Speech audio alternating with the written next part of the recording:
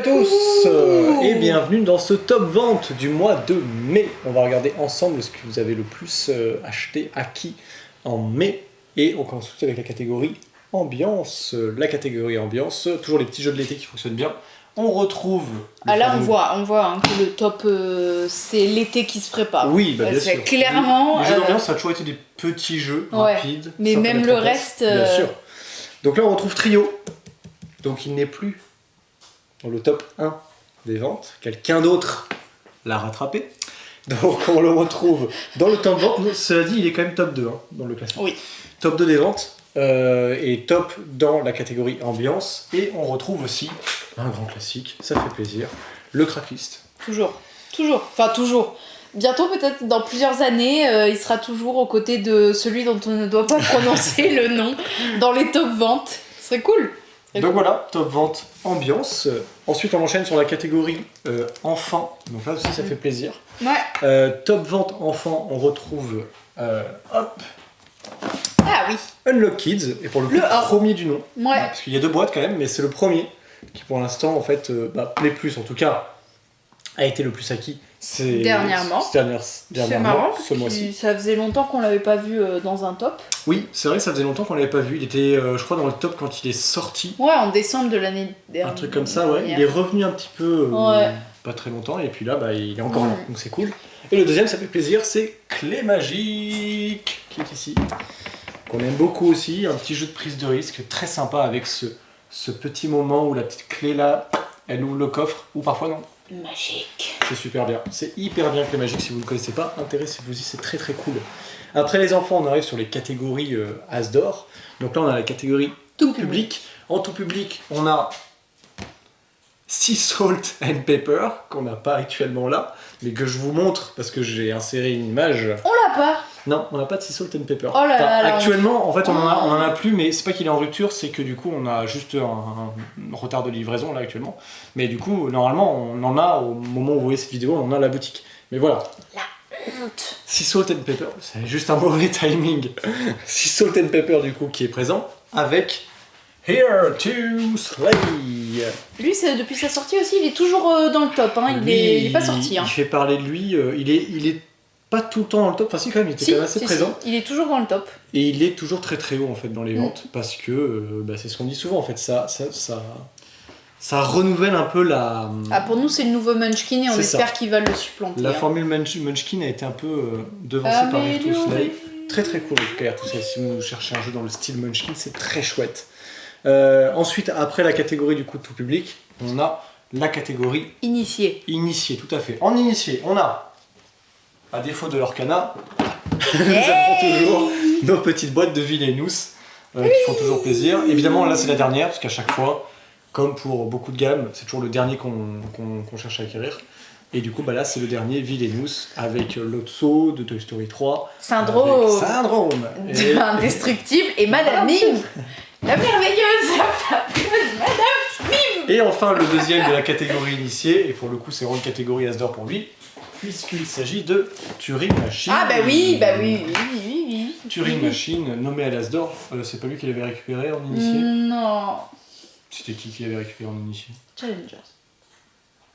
C'est vrai qu'il était en initié, j'avais oublié. Mais non, il était en... Si, il était en initié Challengers, ok. Très bien. Mais voilà, Turing Machine en tout cas, c'est pas Challengers qu'on voit en plus, c'est Turing Machine. Ouais, depuis son retour en stock là, parce qu'il a été en rupture un long moment, les gens l'ont bien accueilli, son petit retour. Peut-être que vous préférez les illustrations de Turing Machine à celles de Challengers. Nous ne sommes pas là pour ça. Nous ne sommes pas là pour ça. Nous ne jugerons pas. On juge très fort, mais c'est pas grave. Cela ne nous regarde pas. Une fois qu'on a fait, donc là c'est le top vente de la catégorie initiée. Après la catégorie initiée, on a la meilleure catégorie du monde, la catégorie expert. Et là, faut être honnête. On a dû remonter loin. Là en fait, on est remonté très loin parce que c'est pas du tout le moment où vous achetez ce genre de taille de boîte. Ouais. Donc on retrouve déjà en expert Terraforming Mars Expédition Ares. Alors certes, c'est une version plus petite, plus compacte de Terraforming Mars, avec des sensations de jeu quand même assez différentes, mais en raison du combo de cartes. Mais c'est pas le jeu de l'été.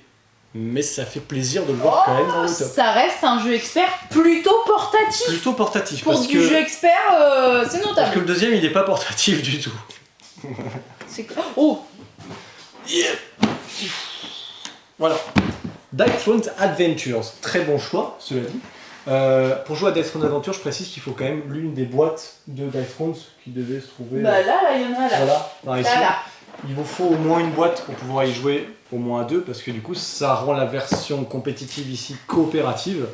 Et donc forcément, si vous voulez jouer sub, il vous faut au moins une boîte. Si vous voulez jouer à deux, au moins une boîte. Si vous voulez jouer à plus, il faut au moins deux boîtes. Du coup, on a un peu triché parce qu'il devrait aller dans la catégorie coop, mais comme on vous a dit, on a un peu galéré dans nos top ventes pour en trouver de l'expert. L'expert est très bas. Ouais, il a pas le vent en poupe en ce moment, c'est pas la mode. On ne met pas le jeu de rôle dans la catégorie expert. Enfin, voilà, on essaie toujours de. On aurait pu le mettre dans la section coopérative, dans la section aussi deux joueurs, parce que Dice Throne c'est techniquement pour deux joueurs de base, mais lui non, enfin voilà.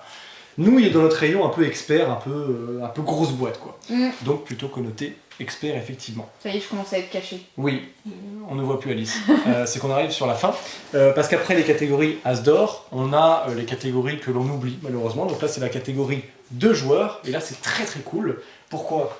Nous avons un grand classique. Ah, bah ça. Donc Seven Wonders Duel, qui est toujours présent, d'Antoine Boza et de Bruno Catala. Et le petit nouveau qui s'est installé, Focus. Et vous le voyez ici avec le macaron, je l'ai pris parce que effectivement le top 2 c'était trio. Je n'ai pas pris le macaron, mais là on y a pensé. Focus qui est top 3 des ventes du mois de mai. Ouais. Donc c'est super cool de le voir aussi haut parce que c'est un super jeu à deux. Si vous ne connaissez pas, un jeu à deux, j'allais dire donc d'Antonin Bocara. Par All Chap. Par All Chap. Tout à fait, mais je crois qu'il est tout seul. Non, voilà, il y a Romaric Galloni aussi dessus. Et Simon Caruso aux illustrations. Trop bien. Voilà, trop bien. très cool Focus. On continue après avec la catégorie 2 joueurs, on a la catégorie coopérative. Et dans la catégorie coopérative, on va retrouver. Je suis caché. Un grand classique. Ah bah oui, The Mind. Bien sûr, The Mind. On avait dit, les petits jeux de l'été, ils se représentent aussi ici, avec Focus, avec The Mind, et également avec. Carte Aventura, le dernier du nom. Trop bien Versailles, trop bien. Carte Aventura Versailles. Vraiment mon favori de la gamme. Très cool à chaque fois les illustrations, qu'importe la thématique. Et là, franchement, la thématique, elle claque. Ah, la thématique, ça fait bien. très plaisir. Et le twist de mécanique entre décider d'être habillé en homme ou en femme. Oui, ça c'est cool aussi. Trop bien. C'est très cool d'avoir pris. Rajoute encore plus de rejouabilité qui est déjà énorme pour un jeu dont vous êtes le héros. Oui. Techniquement. Trop bien. On enchaîne sur la catégorie qui est aussi coopérative, mais qui est la catégorie JDR. Ouais.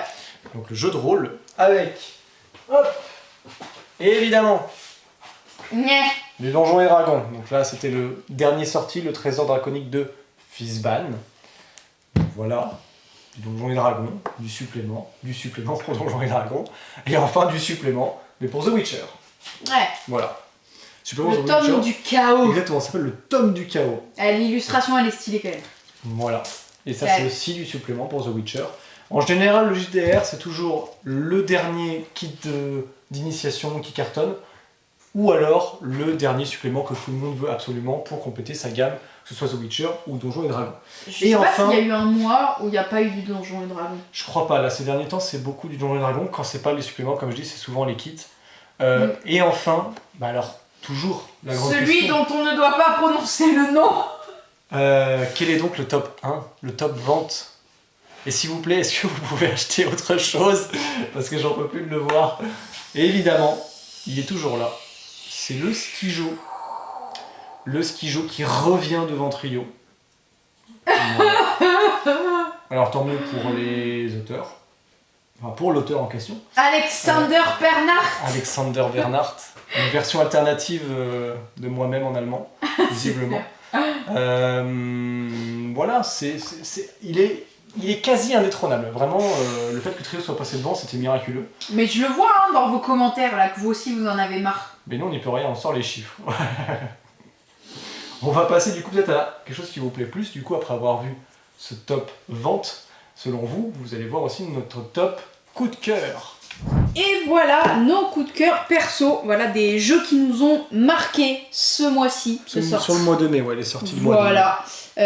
On a ici du coup un coup de cœur de Fanny, de moi-même bien évidemment. Tout à fait. Et et de Antoine, qui est même partagé par beaucoup Ouais. de membres de la boutique. Ça c'est clair. Voilà. Donc, Smarten, il se vend comme des petits pains, Ouais. mais pff, c'est normal quoi, enfin, c'est génial. En fait, la boîte vend pas du rêve, mais l'objet. Vend pas du rêve non plus, mais il est Alors, trop bien. Ouais, mais en fait, c'est cool parce que vous allez pouvoir le transporter partout. Ouais. C'est une sorte de jeu de culture G un peu pour compléter vos connaissances sur TTMC par exemple. Ouais. TTMC, c'est cool, mais plus difficile à transporter, sauf la TTMC 2 qui est une boîte de voyage. Ouais. Là, vous avez quelque chose de transportable avec une multitude de questions. Ils sont Le recto verso. système est très très cool. Ouais. Bah, par exemple, là j'ai. Pour quelle série de bandes dessinées ce dessinateur est-il le plus connu? Et en fait, vous avez au milieu des noms, par exemple Uderzo, André Franquin, Maurice, Peyo, Hergé, Edgar Jacobs, Gene Davis, Roba, Philippe Gueluc et Scott Adams. Voilà. Et en fait, il y a des petits boutons qui cachent les réponses. Tout Et à fait. chacun votre tour, vous allez vous annoncer, vous allez dire je pense ça, c'est que Hergé, machin, par exemple. il a dessiné le chat. Hop, vous révélez. Si c'est ce que vous avez annoncé, tant mieux, vous avez des points. Si par contre oui, c'est ce que vous n'avez pas annoncé, vous perdez tous les points que vous aviez accumulés à ce moment-là. Ouais, c'est ça. En fait, dans le cercle blanc, là, vous avez là, pour le coup, c'est les auteurs, dessinateurs de bande dessinée. Et ce qui est là- dans la zone grise, en fait, c'est ce qui est masqué. Et donc, forcément, si Tintin est masqué, mais que je vois c'est associé à Hergé, je me dis, bon, Hergé, c'est pas compliqué, il a fait Tintin. Bonne réponse, je gagne un point. C'était fait tomber. C'est Voilà. très très cool. C'est Méga très, très bien. jeu de culture G, trop cool. Donc il se vend vraiment très très bien. Et nous, c'est pas pour rien qu'on l'aime aussi. On se fait des parties sur le bord du comptoir tout le temps. Mais oui, bien sûr. Et même avec. Oui, merci, je crois que je l'ai mis à l'envers parce que je suis un peu. Ouais. Donc ça, voilà. c'était Smarten. Très très Très, chouette. très cool. Très bien édité, Smarten. Fanny a mis sa tête dessus, mais on joue tout le temps. Ouais. Tous ensemble. C'est Trop très bien. chouette. L'extension New Leaf. Voilà, après Bah, bien Spire sûr. Crest, New Leaf c'est mon autre favorite de toutes les extensions On d'Everdell. devrait faire un classement des extensions d'Everdell, savoir quelle est la mieux pour débuter, machin. Ah, pour débuter? Ah, je saurais pas. Honnêtement, New Leaf, elle est Ouais, je elle est pense. bien. Moi j'aurais Pour, en préféré, j'aurais mis Spire Crest puis New Leaf, mais effectivement pour commencer c'est New Leaf et Spire Crest. Ouais. Enfin non, après En fait, tous les autres sont les très plus bien. originales sont quand même New Leaf et Spiral Crest. Belfair est trop cool parce qu'elle rajoute les pouvoirs asymétriques des peuples. Ça, c'est Ça vrai, c'est trop bien. plutôt cool. Ouais. Ouais. Bon bref, New Leaf, petit bijou, voilà. Et donc Focus, qui était dans le top vente, Bien on sûr. vous a dit tout à l'heure, jeu à deux minimaliste. De devinettes, on va dire, à communication limitée, avec 3 niveaux de difficulté en plus, mes chers amis, c'est très, tout très prévu, chouette, hein. Voilà. Je pense qu'on a fini là-dessus, hein. Tout à fait. On vous dit donc, À bientôt. chez Jeux d'écart Bordeaux.